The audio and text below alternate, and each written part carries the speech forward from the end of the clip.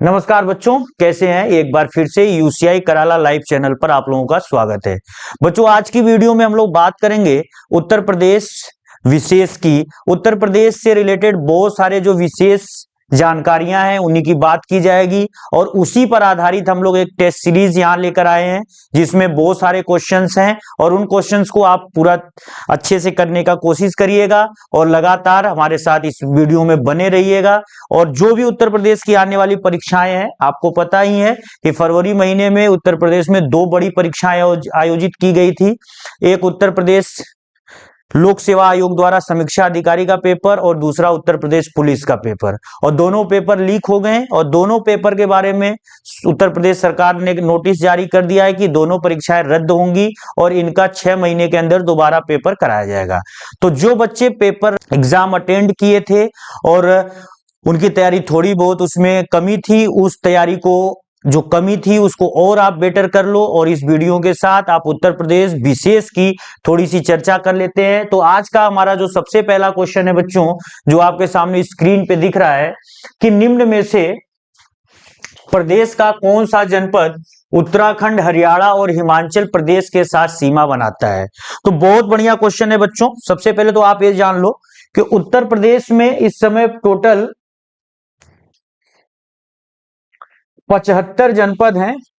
उत्तर प्रदेश में इस समय जनपदों की जो संख्या है, जनपद का मतलब होता है जिला। उत्तर प्रदेश में जिलों की जो संख्या है बच्चों इस समय 75 है। और इन 75 जिलों में क्वेश्चन आपसे पूछ रहा है कि उस जिले का नाम बताओ जो उत्तराखंड, हरियाणा और हिमाचल प्रदेश तीनों के साथ बॉर्डर लाइन शेयर करता है बच्चों। तो सबसे पहले तो आप ये जान लो कि उत्तर प्रदेश का जो सबसे पश्चिमी जिला है, उत्तर प्रदेश का सबसे पश्चिमी जिला, उत्तर प्रदेश का सबसे पूर्वी जिला, उत्तर प्रदेश का सबसे उत्तरी जिला और उत्तर प्रदेश का सबसे दक्षिणी जिला, इन्हीं चारों में से कोई एक ऐसा जिला है जो उत्तराखंड, हरियाणा तथा हिमाचल प्रदेश के साथ सीमा बनाता है। तो उसमें बच्चों मेरठ का लोकेशन नहीं है, सोनभद्र नहीं है, मुजफ्फरनगर नहीं है, जो ऑप्शन सही है वो सहारनपुर है। अगर हम लोग यहाँ पे मैप में देखें तो मैप में बच्चों आप यहाँ देख लेना कि यहाँ पर ये जो इस जो उत्तर प्रदेश का यहाँ पे मैप आपके सामने खुला हुआ है, इस मैप में ये जो जिला है ये है यहाँ पर सहारनपुर। तो ये जो बच्चों सहारनपुर जिला है ये पूरा का पूरा ये यहाँ पर 3 राज्यों के साथ सीमा साझा कर रहा है। एक इधर से उत्तराखंड है, इधर से हरियाणा है और यहां से हिमाचल प्रदेश है। तो हिमाचल प्रदेश के साथ, हरियाणा के साथ और उत्तराखंड के साथ सीमा साझा करने वाला जो उत्तर प्रदेश का जिला है वो उत्तर प्रदेश का सबसे उत्तरी जिला भी है और ये है सहारनपुर। अब मान लो इसके अलावा अगर आपसे वो क्वेश्चन पूछते हैं, एक क्वेश्चन यहाँ पे वो और आपसे पूछ सकते हैं, वो इसमें ये क्वेश्चन पूछ सकते हैं कि उत्तर प्रदेश का सबसे दक्षिणी जिला का नाम बताइए।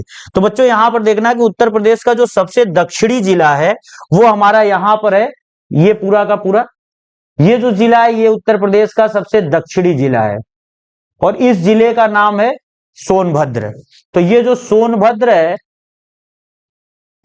ये उत्तर प्रदेश का सबसे दक्षिणी जिला, और सोनभद्र भारत का वो राज्य जिला है जो 4 राज्यों के साथ सीमा साझा करता है। तो सोनभद्र के साथ आप देख लेना, एक तो एमपी की बॉर्डर टच हो रही है, दूसरी तरफ छत्तीसगढ़ की बाउंड्री टच हो रही है, इसके अलावा झारखंड की बाउंड्री टच हो रही है और बिहार की बाउंड्री टच हो रही है।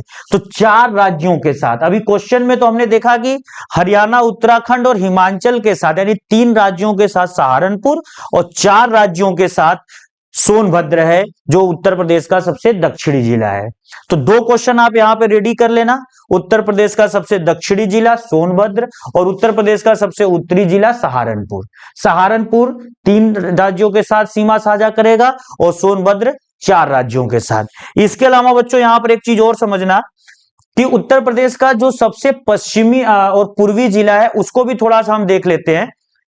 तो जैसे इस मैप में आपको दिख रहा है कि जो सबसे पश्चिम पूरब में लोकेशन दिख रहा है वो कौन सा जिला है यहां पर, तो उत्तर प्रदेश का सबसे पूर्वी जिला है यहां पर बलिया। तो बलिया उत्तर प्रदेश का सबसे कौन सा जिला हो गया?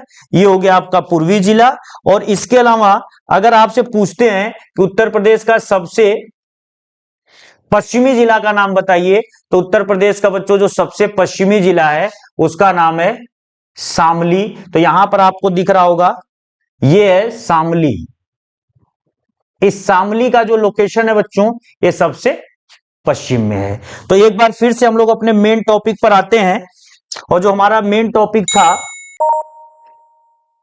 तो बच्चों यहां पर देख लेना, क्वेश्चन के हिसाब से आपका आंसर है सहारनपुर। दो तीन चीजें और एक बार फिर से मैं यहां पे रिवाइज कर दे रहा हूं कि उत्तर प्रदेश में टोटल 75 जिलों में सबसे नॉर्थ, साउथ, ईस्ट और वेस्ट जो जिले हैं उनके नाम बिल्कुल याद रख करके जाना है पेपर में। शामली, शामली के बाद बलिया सबसे पूरब में, सबसे दक्षिण में सोनभद्र और सबसे उत्तर में सहारनपुर। और इसमें से हरियाणा, पंजाब, हरियाणा, उत्तराखंड और हिमाचल के साथ सीमा साझा करने वाला जो जिला है वो सहारनपुर है। बच्चों अगले क्वेश्चन की तरफ हम लोग चलते हैं। अगला जो क्वेश्चन है, पश्चिम में कौन सी नदी काफी हद तक उत्तर प्रदेश की सीमा निर्धारित करती है? बच्चों ये भी बहुत बढ़िया क्वेश्चन है। आप एक देख लो कि जो उत्तर प्रदेश का मैप है, अगर हम यूपी के मैप को देखेंगे तो यूपी में बहुत सारी नदियां बहती हैं। इसकी जो सबसे इंपॉर्टेंट यहाँ पर उत्तर प्रदेश की जो नदी है वो है गंगा। तो गंगा रिवर सिस्टम ये उत्तर प्रदेश की सबसे इंपॉर्टेंट नदी है। बिजनौर से यूपी में एंट्री करती है उत्तराखंड से, और बलिया के रास्ते फिर ये क्या होती है, बिहार में चली जाती है। इस गंगा की बहुत सारी सहायक नदियां हैं, जैसे रामगंगा है, गोमती है, इधर जो है कि और भी नदियां, घाघरा वगैरह है, इधर से यमुना है। तो बहुत सारी नदियां जो है कि ये गंगा की ट्रिब्यूटरीज हैं। तो क्वेश्चन हमारा यहां पर था कि कौन सी नदी काफी हद तक उत्तर प्रदेश की सीमा निर्धारित करती है बच्चों। तो देखो गंगा नदी तो बीच से काफी जा रही है, तो ये तो उत्तर प्रदेश की सीमा से संबंधित हुई नहीं। अब बच रही है चंबल। तो चंबल यहां मध्य प्रदेश से आती है, तो ये भी उत्तर प्रदेश की सीमा निर्धारित नहीं कर रही है।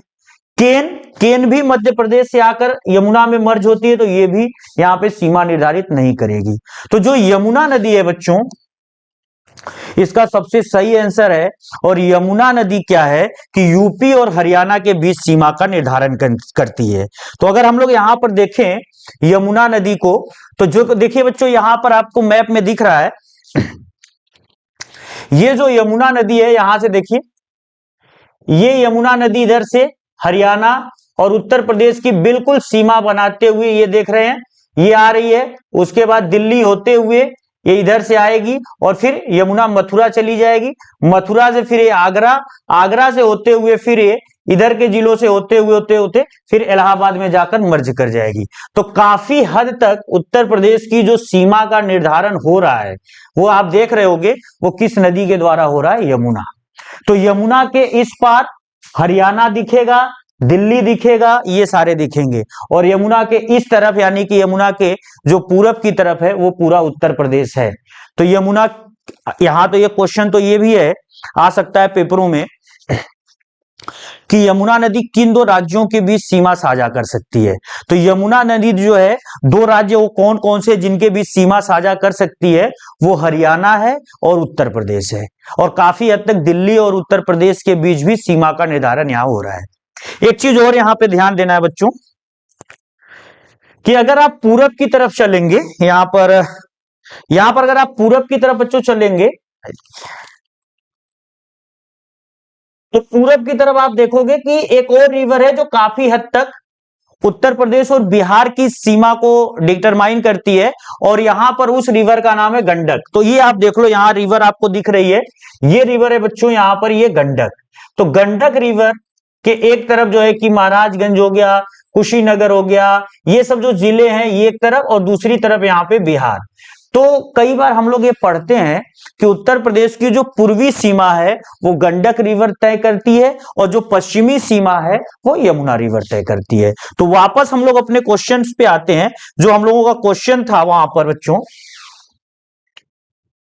क्वेश्चन को एक बार फिर से हम लोग यहां पर देखते हैं कि पश्चिम में कौन सी नदी काफी हद तक उत्तर प्रदेश की सीमा तय करेगी, तो वो बच्चों हो जाएगा यमुना। तो यमुना जो रिवर है ये काफी हद तक हमारा पश्चिम में। और अगर ये क्वेश्चन यहाँ पे पश्चिम की बजाय पूर्व करके पूछ देगा तो गंडक। गंडक किन के बीच सीमा निर्धारित करेगी? यूपी बिहार के बीच में। दूसरी तरफ यमुना किन के बीच सीमा निर्धारित करेगी? तो यूपी हरियाणा और दिल्ली के साथ। तो ये क्वेश्चन आप बिल्कुल अच्छे से रेडी कर लेना। इसके बाद बच्चों चलते हैं अगले क्वेश्चन की तरफ। हमारा जो अगला क्वेश्चन है, उत्तर प्रदेश के भाभर क्षेत्र में किस प्रकार की मृदा पाई जाती है? बहुत बेहतरीन क्वेश्चन है। उत्तर प्रदेश के मैप को अगर हम लोग देखें तो उत्तर प्रदेश के मैप को मृदा के हिसाब से या मैदान के हिसाब से उत्तर प्रदेश के मैदान को बेसिकली हम लोग 3 पार्ट में बच्चों बांटते हैं। जैसे अगर मान लीजिए ये हमारे सामने मोटा मोटा अगर ये उत्तर प्रदेश का मैप है यहां पर, तो इस अगर उत्तर प्रदेश के मैप को हम लोग 3 पार्ट में बांटेंगे तो कैसे बटेगा? सबसे पहले तो ये देख लो कि उत्तर प्रदेश और उसके जो ऊपर की तरफ नेपाल हो चाहे उत्तराखंड हो, इनके बीच ये जो सीमा तय होती है ये हिमालय के द्वारा तय होती है। तो जैसे हिमालय खत्म होगा वैसे ही मैदान शुरू होगा, और ये मैदान गंगा और यमुना द्वारा निर्मित है, तो यही मैदान उत्तर प्रदेश कहलाता है। अब इस मैदान हिमालय के बाद जैसे आप प्लेन में उतरोगे तो प्लेन में आपको 3 पोर्शन यहाँ पे बच्चों दिखेगा। जो सबसे पहला पोर्शन है बिल्कुल हिमालय से सटा हुआ है, और यहां पर क्या होता है कि चूंकि हिमालय से सटा है तो हिमालय के पत्थर के टुकड़े मतलब वहां से लुढ़कते हुए इस वाले एरिया में काफी हद तक इकट्ठे हुए रहते हैं। तो यहां पर जो है कि कंकड़ पत्थर की बहुत ज्यादा क्या होती है? अधिकता होती है। तो ये वाला जो रीजन है पूरा कंकड़ पत्थर से भरा होता है, पहले तो आप ये जान लो। और जब कंकड़ पत्थर से भरा होता है तो ये खेती के लिए बिल्कुल अनुपयोगी होता है, और साथ ही यहाँ की मिट्टी भी बिल्कुल पथरीली कंकड़ीली मिट्टी होती है।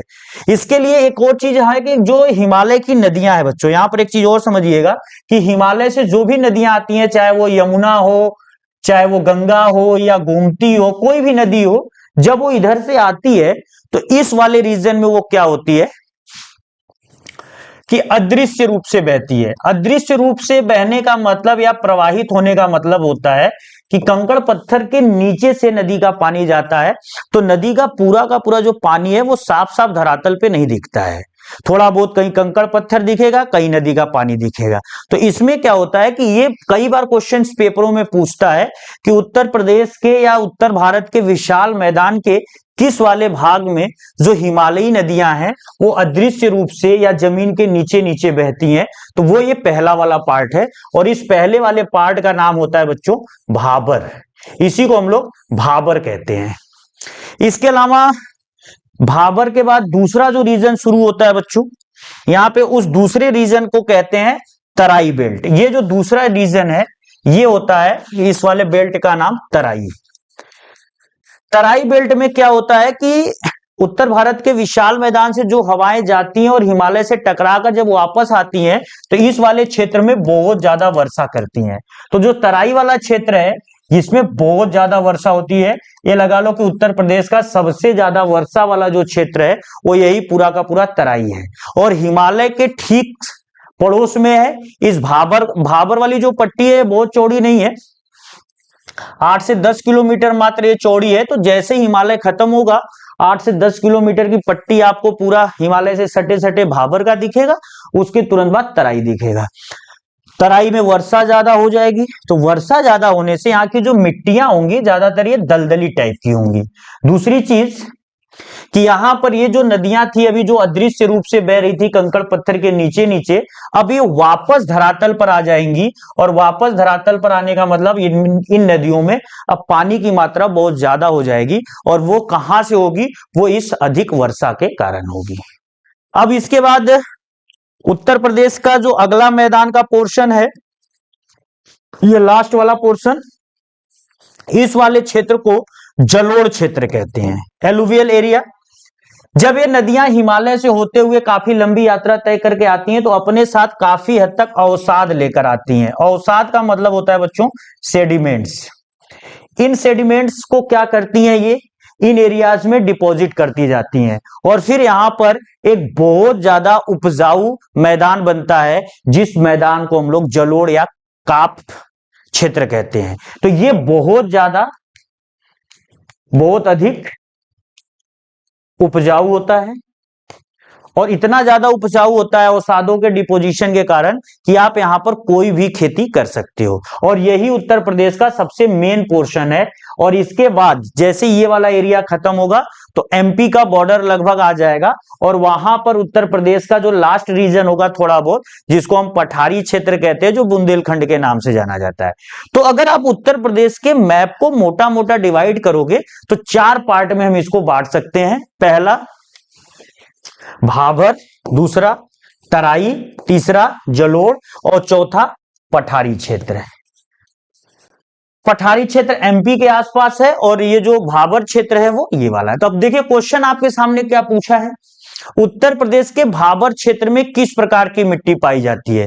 तो बच्चों अभी जो मैं यहाँ पे दलदली की बात कर रहा था, तो दलदली वाली जो मिट्टी होती है वो कहां पर मिलेगी, वो तराई में मिलेगी। तो ये ऑप्शन तो गलत हो गया।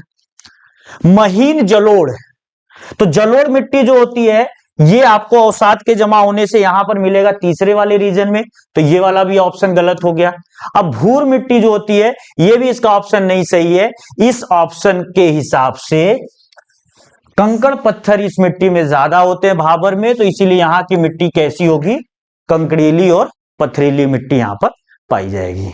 तो अगर आपसे पेपर में सेम क्वेश्चन रिपीट होता है तो बहुत अच्छी बात है। अगर वो क्वेश्चन चेंज करते हैं, जैसे वो आपसे ये पूछ दें कि उत्तर प्रदेश का सबसे ज्यादा वर्षा वाला बेल्ट बताओ, तो कौन सा बेल्ट आप बता कर आओगे, तराई। उत्तर प्रदेश का सबसे उपजाऊ बेल्ट बताओ, तो जलोढ़ वाला क्षेत्र बता कर आओगे। उत्तर प्रदेश का उस बेल्ट को बताओ जो हिमालय के खत्म होने के तुरंत बाद शुरू होता है, तो भाबर बेल्ट हो जाएगा। तो इस तरीके से सारे क्वेश्चन आप इस वाले टॉपिक पे कर लेना। एक चीज यहां पे बच्चों मैं और आपको बता दूं कि ये जो जलोढ़ क्षेत्र है, ये जलोढ़ क्षेत्र भी 2 प्रकार का होता है। कभी कभी क्या होता है कि वे क्षेत्र जहां पे नदियां बराबर बहती रहती हैं, तो वहां पे हमेशा क्या होगा कि अवसादों का जमाव होगा, इससे मिट्टी हर साल नई बनेगी। तो जो नई मिट्टी होती है, नया जलोढ़ जो क्षेत्र होता है, इस वाले क्षेत्र को हम लोग खादर कहते हैं, याद रखिएगा।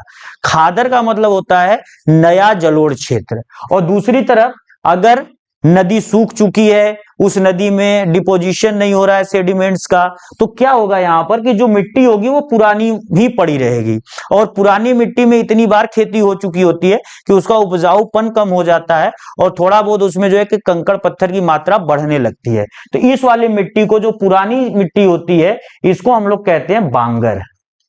जैसे इसका सबसे अच्छा उदाहरण हरियाणा को हम ले सकते हैं।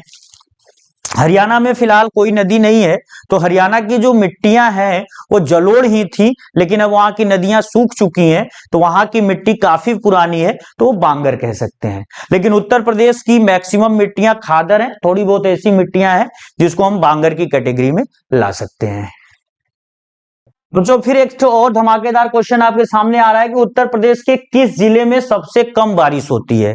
तो अभी जस्ट मैंने जो आपको एक्सप्लेनेशन दिया है, अगर उसी एक्सप्लेनेशन के हिसाब से भी अगर आप इस क्वेश्चन को करने की कोशिश करोगे तो तुरंत आसानी से हो जाएगा। उत्तर प्रदेश के कितने बेल्ट थे, 4 बेल्ट मैंने बताया। भाबर बेल्ट, भाबर के बाद दूसरा बेल्ट तराई, तराई के बाद तीसरा बेल्ट होगा जलोढ़, और जलोढ़ के बाद सबसे लास्ट बेल्ट होगा पठारी या बुंदेलखंड वाला बेल्ट। ये बुंदेलखंड का बेल्ट है। तो अब इसमें आप ये देखो कि सबसे ज्यादा बारिश अगर पूछता है तो वो तो तराई है। तो इस तराई बेल्ट में जो भी जिले आएंगे, इस तराई बेल्ट में जो भी जिला आएगा, इसमें ज्यादातर गोरखपुर, महाराजगंज, कुशीनगर, ये सब जिले जो होते हैं कि इसमें आते हैं, ये सब जिले पीलीभीत वगैरह, लखीमपुर खीरी, ये सब तराई वाले बेल्ट में आते हैं। तो यहाँ पे बारिश बहुत खतरनाक होती है, तो ये अच्छी खासी वर्षा वाले बेल्ट है। लेकिन हमसे क्वेश्चन में पूछ रहा है कि सबसे कम बारिश कहाँ होगी। तो सबसे कम बारिश बच्चों उत्तर प्रदेश के सबसे लास्ट वाले रीजन में, जो मध्य प्रदेश से सटा हुआ है, यहाँ हमेशा पानी की कमी होती है, वो बुंदेलखंड रीजन है। और बुंदेलखंड के स्पेशली जो जिले होते हैं उसमें आप बांदा का नाम सुने होंगे, चित्रकूट का नाम सुने होंगे, महोबा का नाम सुनेंगे, हमीरपुर, ललितपुर, झांसी, आगरा, फर्रुखाबाद, ये सब जो जिले हैं ये सब आपको इस वाले रीजन में आएंगे। तो इन सब रीजन के हिसाब से जैसे आपसे अगर पूछे कि पर्टिकुलर सबसे कम बारिश कहां पर होगी, तो देखिए चारों जिले जो ऑप्शन में हैं वो सारे के सारे इसी बुंदेलखंड रीजन के हैं। लेकिन इसमें अगर आपसे पर्टिकुलर पूछ दे कोई कि भाई बताओ आपके इसमें कौन सा है, तो उसमें एग्जैक्ट जो आंसर है बच्चों वो मथुरा है। तो उत्तर प्रदेश में सबसे कम बारिश वाला जो जिला है वो मथुरा है, और सबसे अधिक जो बारिश वाला, अगर यहीं पे क्वेश्चन बदलकर पूछे कि सबसे ज्यादा बारिश वाला जिला बताइए, तो वो जिला आपको बता कराना है गोरखपुर। तो यूपी में सबसे ज्यादा बारिश गोरखपुर में और सबसे कम बारिश मथुरा में। इसके बाद बच्चों जो अगला क्वेश्चन हम लोगों का है यहां पर, इस क्वेश्चन को देखते हैं कि सोनभद्र जिले को स्पर्श करती हैं। अभी पहला क्वेश्चन ही हम लोग इसी पे डिस्कस किए थे कि सोनभद्र भारत का ऐसा जिला है या उत्तर प्रदेश का ऐसा जिला है जो कितने राज्यों के साथ सीमा साझा करता है, 2 राज्य, 3 राज्य, 4 राज्य या 5 राज्य। तो इसका सही आंसर बच्चों, जो लोग वीडियो शुरू से देख रहे हैं वो इसका आंसर दे सकते हैं। उत्तर प्रदेश, ये जो सोनभद्र है वो 4 राज्यों की सीमा के साथ साझा करता है अपनी सीमा। सोनभद्र, ये सोनभद्र का मैप है। इस सोनभद्र में इसका लोकेशन उत्तर प्रदेश में है, और ये 5 राज्य वो कौन कौन से हैं जिसके साथ इसकी सीमा साझा होती है। तो इधर से आप एमपी देख लो, एमपी से छत्तीसगढ़ देख लो, झारखंड देख लो और बिहार देख लो। तो बिहार भी सोनभद्र से टच होता है, झारखंड भी टच होता है, छत्तीसगढ़ भी टच होता है और एमपी। तो बच्चों इसका जो सही आंसर है वो कौन सा है, 4 राज्य की सीमा। इसके बाद बच्चों यहां पर जो टेस्ट का अगला क्वेश्चन है, अगले क्वेश्चन की तरफ हम लोग चलते हैं।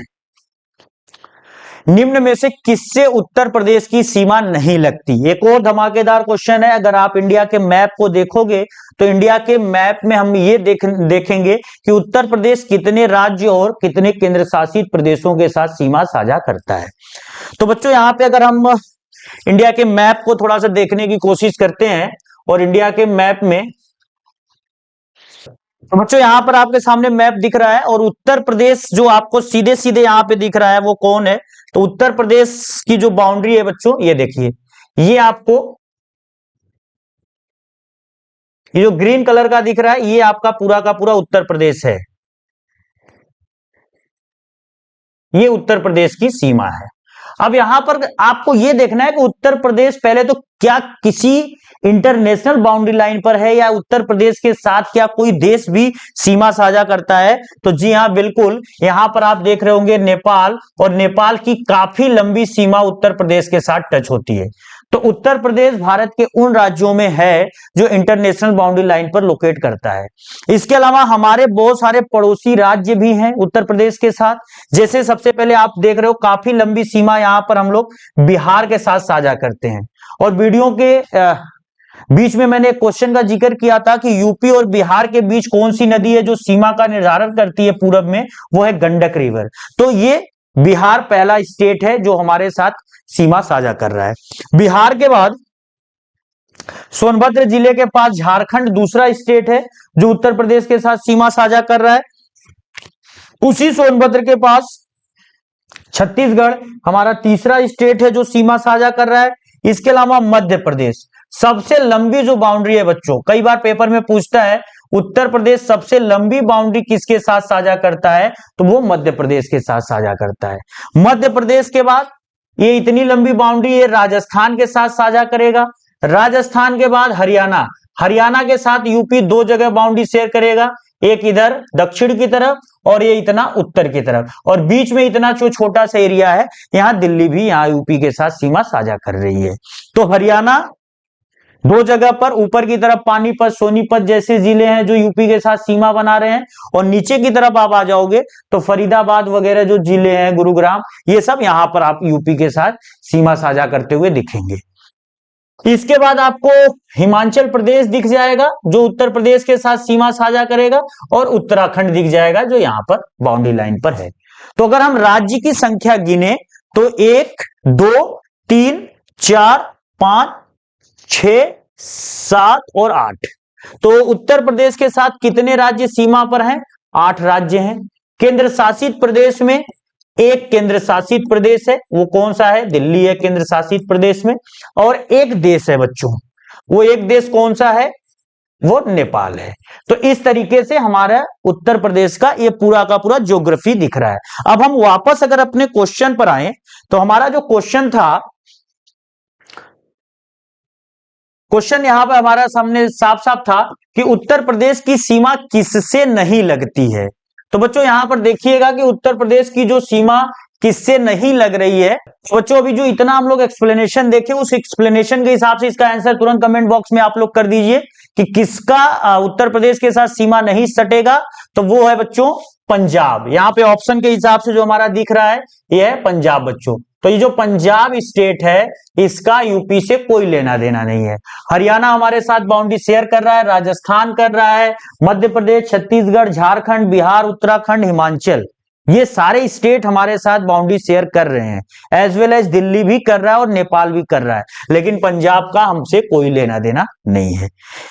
इसके बाद बच्चों जो अगला क्वेश्चन हमारा है इस टेस्ट सीरीज का कि उत्तर प्रदेश में सर्वाधिक क्षेत्रफल वाला जिला कौन सा है। यह क्वेश्चन भी बहुत बार पूछता है कि उत्तर प्रदेश में क्षेत्रफल की दृष्टि से सबसे बड़े जिले का नाम आप बता दो। तो यहां देख लो, वो है बच्चों यहां पर लखीमपुर खीरी।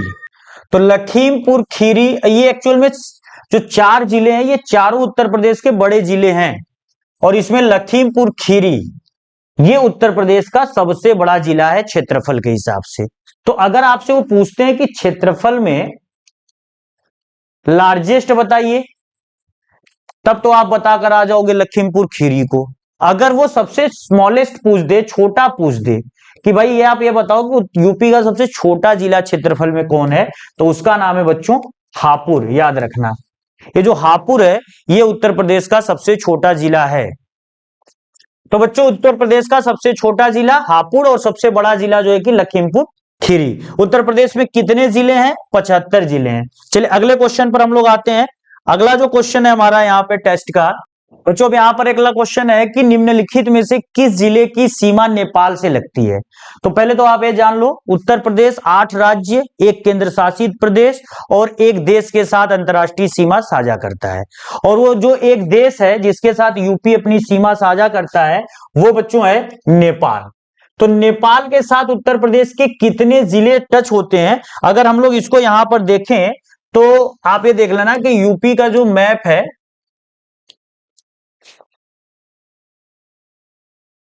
बच्चों ये देखना कि यहां पर ये नेपाल की सीमा है ये,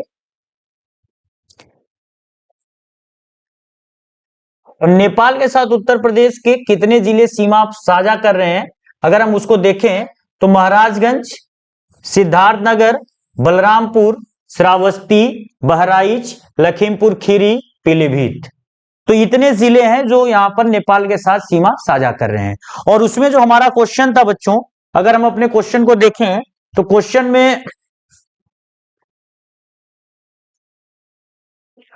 में हमारा जो यहां पे दिख रहा था कि नेपाल की सीमा से कौन सा,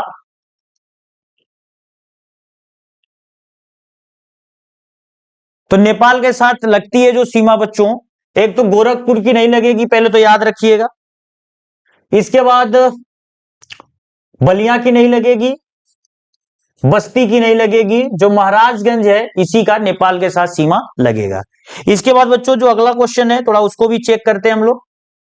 निम्नलिखित में से कौन सा जिला बुंदेलखंड क्षेत्र का है। बार बार मैं कह रहा हूं कि मध्य प्रदेश की सीमा पर स्थित जो जिले हैं वो बुंदेलखंड के रीजन में आते हैं। तो अब आप ये देख लो कि पूछा है कि कौन सा जिला बुंदेलखंड क्षेत्र का है, तो चंदौली, औरैया, महोबा, एटा, इसमें से जो बुंदेलखंड के रीजन में आने वाला जिला है बच्चों उसका नाम है महोबा। तो महोबा बुंदेलखंड के क्षेत्र में आता है। महोबा उत्तर प्रदेश में पान की खेती के लिए सबसे ज्यादा फेमस है। महोबा में पान की खेती बहुत ज्यादा होती है। राष्ट्रीय पान अनुसंधान केंद्र भी महोबा में है। इसके अलावा महोबा अपने वीर योद्धाओं के लिए जाना जाता है। आला उदल का नाम हम लोग सुने इतिहास में, तो जो आला उदल 2 सगे भाई थे उनका जो वीरता पूर्वक जो लड़ाइयां उन्होंने लड़ी थी वो महोबा की ही वीर भूमि से वो लोग थे। इसके बाद बच्चों अगला जो क्वेश्चन हमारा है, उत्तर प्रदेश में किसान मित्र योजना को कब शुरू किया गया था? तो बच्चों उत्तर प्रदेश में जो किसान मित्र योजना की शुरुआत की गई थी वो 18 जून सन 2001 को की गई थी। 18 जून सन 2001 को उत्तर प्रदेश की ये बड़ी योजना है। आजकल लोग किसानों से संबंधित ढेर सारी योजनाएं हमारे देश में चल रही है और जो सबसे फेमस योजना है किसान सम्मान निधि योजना। किसान सम्मान निधि योजना 2017 से स्टार्ट वर्तमान सरकार की बहुत ही फेमस योजना है और इसके द्वारा भारत के जितने भी किसान हैं उनके खातों में डायरेक्ट 8,000 रुपए करके हर साल वो भेज रही है गवर्नमेंट। पहले 6,000 था, अभी 8,000 कर दिया है। तो ऐसे ढेर सारे हम लोग यहाँ पर किसान क्रेडिट कार्ड एक बड़ी योजना थी भारत सरकार के द्वारा शुरू की गई, किसान क्रेडिट कार्ड। तो ये बहुत सारी जो योजनाएं हैं वो भारत में चल रही हैं। किसान विकास पत्र भी था। किसान विकास पत्र शुरू में कांग्रेस गवर्नमेंट ने इसको स्टार्ट किया था, बाद में इसको बंद कर दिया गया था और दोबारा से मोदी जी ने 2015 में किसान विकास पत्र दोबारा स्टार्ट किया है। तो ये कुछ किसानों से संबंधित बड़ी योजनाएं हैं और उसमें उत्तर प्रदेश में किसान मित्र योजना का डेट आपको याद रखना है 18 जून सन 2001 को। इसके बाद बच्चों जो अगला क्वेश्चन है हमारा, किस फसल का उत्तर प्रदेश भारत में सर्व प्रमुख उत्पादक है? तो अगर आप इस मैप के हिसाब से देखो चना, ज्वार, मक्का और गेहूं जो ऑप्शन है, अगर ऑप्शन के हिसाब से देखोगे तो उत्तर प्रदेश सबसे ज्यादा गेहूं के प्रोडक्शन में फेमस है। तो पूरे भारत में सबसे ज्यादा जो गेहूं का उत्पादन होने वाला है वो उत्तर प्रदेश में है। अगर हम गेहूं की उत्पादकता चेक करेंगे, उत्पादकता प्रोडक्टिविटी इसको बोलते हैं प्रोडक्टिविटी, तो प्रोडक्टिविटी के मामलों में बच्चों पंजाब स्टेट ज्यादा है क्योंकि पंजाब में हाई क्वालिटी के बीज और बढ़िया फर्टिलाइजर यूज करके वहां के किसान काफी अच्छी प्रोडक्टिविटी ले आते हैं। तो प्रोडक्टिविटी गेहूं की सबसे ज्यादा पंजाब में, but total production Uttar Pradesh में। और उत्तर प्रदेश की सबसे महत्वपूर्ण खाद्यान्न फसल भी गेहूं ही है। इसके बाद बच्चों जो अगला क्वेश्चन है हमारा, भारतवर्ष में प्रथम कृषि विश्वविद्यालय की स्थापना कहां पर की गई थी? तो सबसे पहले ये जान लो कि भारत में जो पहला कृषि विश्वविद्यालय था वो हम लोगों ने पंतनगर में स्थापित किया था। उस समय जो है कि पंतनगर उत्तराखंड, आज के डेट में पंतनगर उत्तराखंड में है, लेकिन जिस समय यह कृषि विश्वविद्यालय स्थापित किया गया था उस समय यह उत्तर प्रदेश का हिस्सा था क्योंकि उत्तर प्रदेश से ही 9 नवंबर सन 2000 को उत्तराखंड नामक नया राज्य बना था। तो अगर आपसे पेपर में वो पूछते हैं कि भारतवर्ष में प्रथम कृषि विश्वविद्यालय की स्थापना कहां की गई है, वो आपको बताना है पंतनगर में बच्चों। इसके बाद अगला, पंतनगर कहां पर है? उत्तराखंड में, याद रखिएगा। उत्तर प्रदेश में सस्य जलवायु क्षेत्रों की संख्या कितनी है बच्चों? तो जो सस्य जलवायु क्षेत्र है उत्तर प्रदेश में, इनकी जो संख्या है बच्चों इस समय 9 है। तो सस्य जलवायु क्षेत्रों की संख्या 9। सस्य जलवायु क्षेत्र का मतलब होता है कि कृषि के लिए जो क्लाइमेट होता है वो अलग अलग मौसम या अलग अलग क्षेत्र पर कैसे कब आता है, तो इस हिसाब से हम 9 टाइप के जो है कि एग्रीकल्चरल ये जो क्लाइमेट एरियाज हैं उसको हम डिवाइड करते हैं। तो उत्तर प्रदेश में सस्य जलवायु क्षेत्रों की संख्या टोटल 9 बताई जाती है।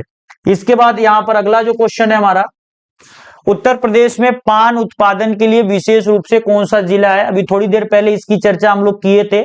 बुंदेलखंड क्षेत्र में आता है यह जिला, और यह जिला कौन सा है बच्चों? इस जिले का नाम है महोबा।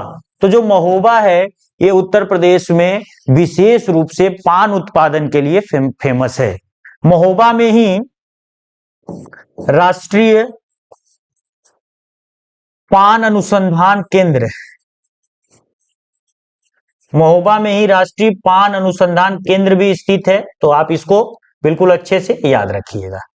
इसके अलावा बच्चों अगला जो क्वेश्चन हमारा है अगर हम उसको देखें, प्रदेश में अवनलिका अपर्दन से सबसे अधिक प्रभावित जिला कौन सा है? बच्चों यहाँ पे अवनलिका अपर्दन से क्या मतलब है, पहले यहाँ पे समझ लो, इसको गुली इरोजन भी बोलते हैं।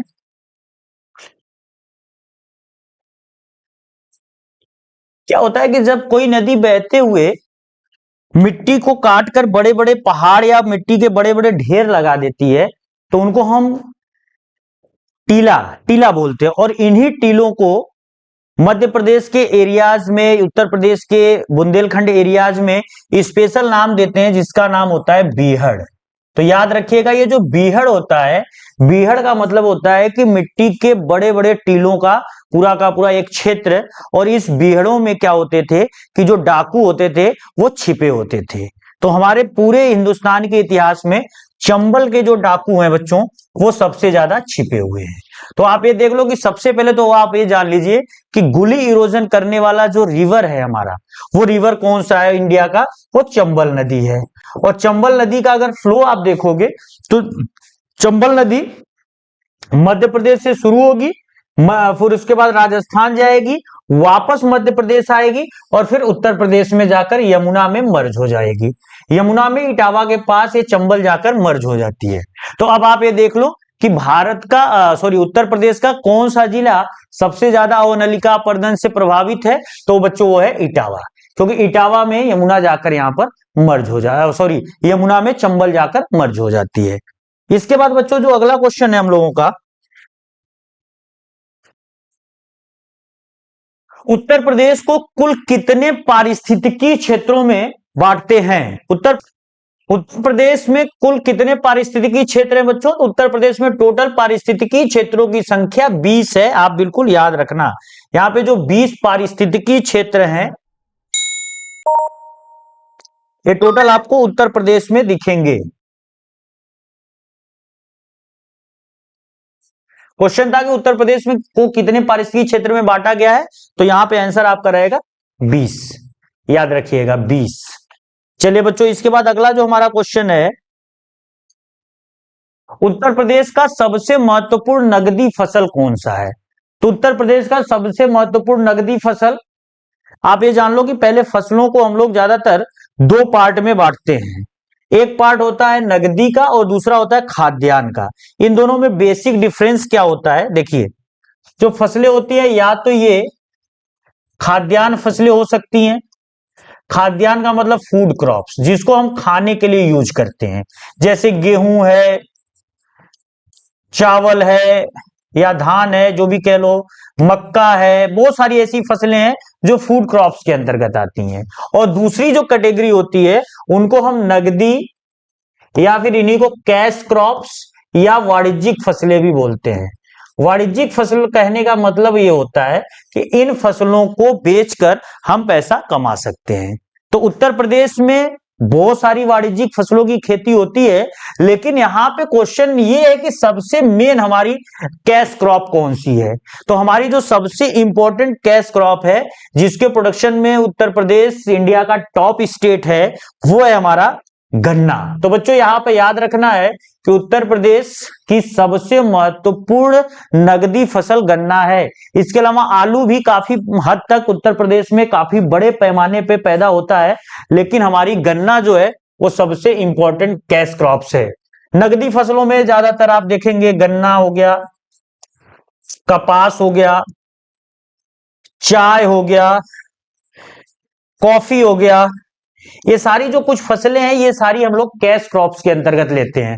तो इंपॉर्टेंट है, यूपी का सबसे मोस्ट कैश क्रॉप वो है गन्ना। इसके बाद बच्चों अगला जो क्वेश्चन हमारा है यहां पर, निम्न में से किस दलहन फसल का क्षेत्र उत्तर प्रदेश में सबसे अधिक है? तो पहले तो आप ये जान लो कि दलहनी जो फसलें होती हैं वो हमारे लिए प्रोटीन के लिए बहुत ज्यादा जरूरी होती है। अगर हमारे शरीर में प्रोटीन की कमी है तो उसके लिए हमको दाल बहुत ज्यादा जरूरी होता है खाना। और दलहनी फसलों की एक खास बात होती है कि ये अपने अंदर खुद प्रोटीन संश्लेषण कर लेते हैं नाइट्रोजन के कारण। तो प्रोटीन का संश्लेषण जो होता है पौधों में, प्रोटीन सिंथेसिस इसको बोलते हैं, प्रोटीन संश्लेषण, ये किसकी उपस्थिति में होगा? नाइट्रोजन की उपस्थिति में होगा। और ये जो दलहनी फसलें होती हैं, इनकी जड़ों में एक स्पेशल बैक्टीरिया राइजोबियम नाम की बैक्टीरिया पाए जाते हैं, जो अपने आप क्या करते हैं कि वो नाइट्रोजन वहां पे बना देते हैं, और वो नाइट्रोजन प्रोटीन सिंथेसिस के लिए बड़ा ही कामगर होता है। इसके बाद अब आप ये देखना है कि दलहन तो हमारे लिए बहुत ज्यादा है, और इंडिया इस समय पूरे वर्ल्ड में कुल दलहन के मामले में टॉप प्रोड्यूसर भी बना हुआ है। हमारे यहाँ दाल की खपत भी बहुत ज्यादा होती है, तो दाल का हम लोग सबसे बड़े उत्पादक देश हैं।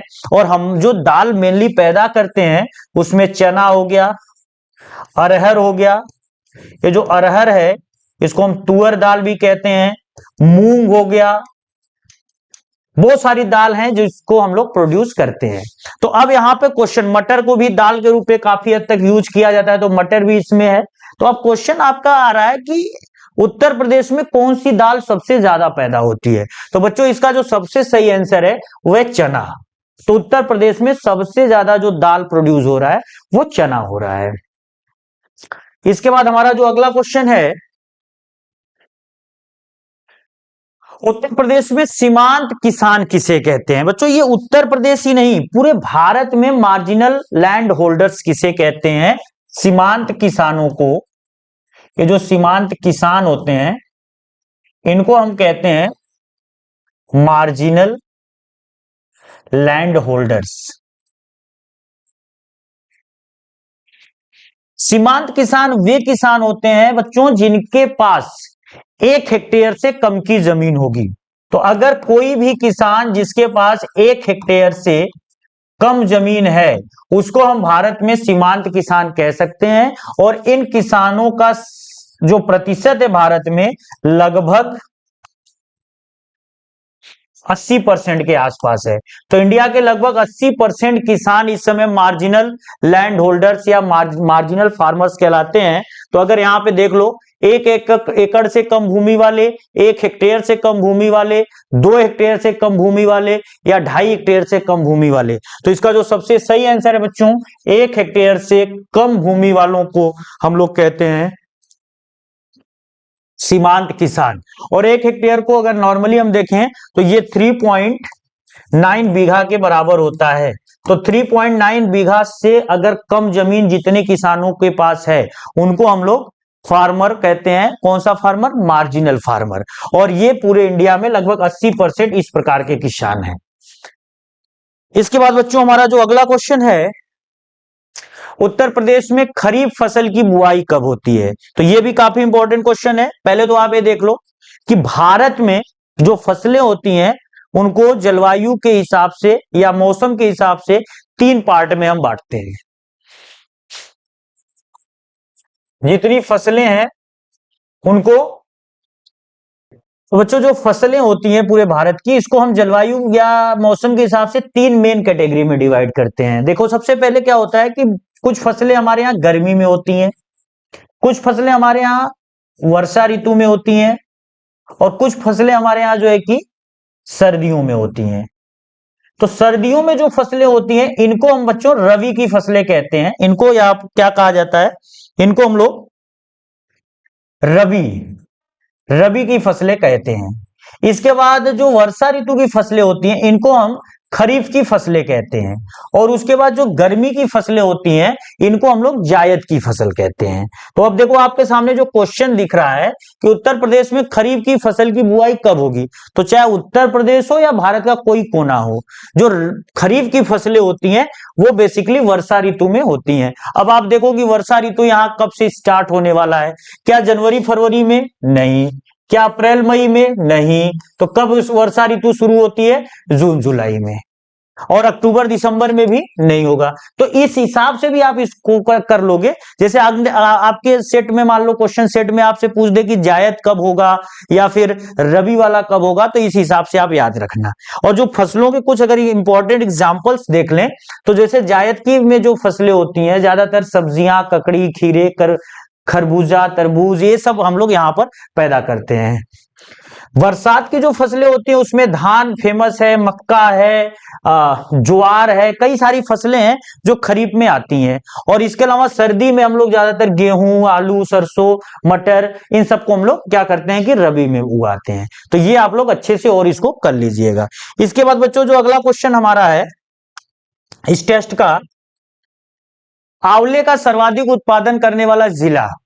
तो उत्तर प्रदेश में आंवला काफी पैदा होता है और उत्तर प्रदेश का जो सबसे ज्यादा आंवला पैदा करने वाला जिला है बच्चों वो प्रतापगढ़ है। याद रखिएगा, प्रतापगढ़। ये जो प्रतापगढ़ है आंवले प्रोडक्शन के लिए फेमस है और आंवला हमारे लिए बहुत ज्यादा फायदेमंद होता है।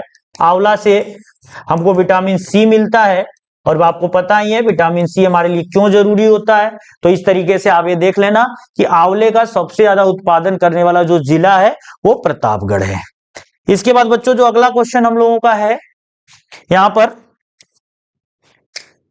उत्तर प्रदेश में किसान बही योजना कब लागू की गई थी? तो उत्तर प्रदेश में किसान बही योजना को 1992 में लागू किया गया था। तो 1992 में हम लोगों ने किसान बही योजना को स्टार्ट किया था। तो याद रखिएगा, जैसे अभी हमने थोड़ी देर पहले किसान मित्र योजना की बात किए थे, किसान सम्मान निधि की बात किए थे, किसान क्रेडिट कार्ड की बात किए थे, किसान कॉल सेंटर की बात किए थे, सब एक बार फिर से मैं आपको रिकॉल करा देता हूं। किसान कॉल सेंटर, इससे क्या है कि किसानों को मदद दी जाती है, ये 2004 से स्टार्ट है किसान कॉल सेंटर।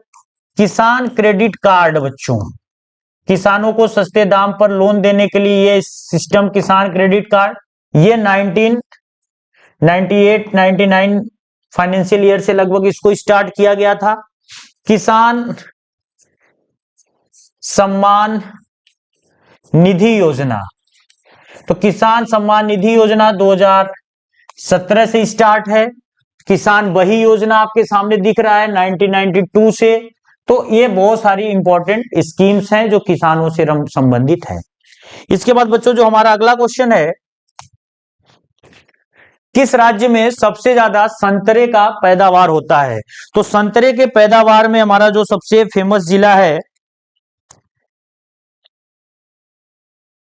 संतरे का जो सबसे ज्यादा पैदावार बच्चों होता है वो हमारा सहारनपुर में होता है। जी हाँ, बिल्कुल वही पहला क्वेश्चन यहीं से स्टार्ट किए थे, जो हरियाणा, उत्तराखंड और हिमाचल के साथ सीमा साझा करता है।